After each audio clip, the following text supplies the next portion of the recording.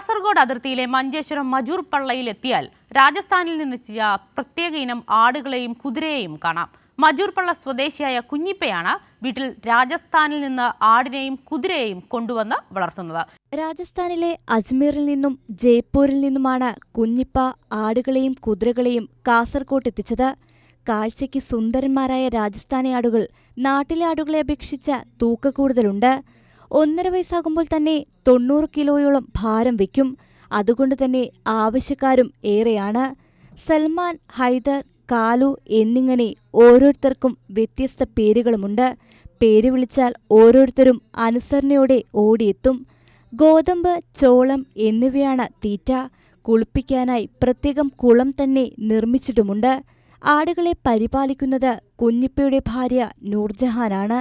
ഇവർക്കിടയിൽ മാർവാട് ഇനത്തിൽപ്പെട്ട നൂറ് എന്ന പെൺകുതിരയുണ്ട്. നൂറെ കാണാൻ കർണാടകയിൽ നിന്നടക്കം നിരവധി പേരെത്താറുണ്ട്. രാജസ്ഥാനി ആടുകളെയും കുതിരയെയും വാങ്ങിക്കാനും കുഞ്ഞിപ്പയെ തേടി ആളുകൾ എത്താറുണ്ട്. വർഷങ്ങളോളം മുംബൈയിൽ ഹോട്ടൽ ജീവനക്കാരനായിരുന്നു കുഞ്ഞിപ്പ. നാട്ടിൽ മടങ്ങിയെത്തിയ ശേഷം ആട് വളർത്തൽ തുടങ്ങിയ കുഞ്ഞിപ്പയുടെ കൈവശം ഒരേ സമയം 500ഓളം ആടുകൾ വരെയുണ്ടായിരുന്നു. കൈരളി ന്യൂസ്, കാസർഗോഡ്.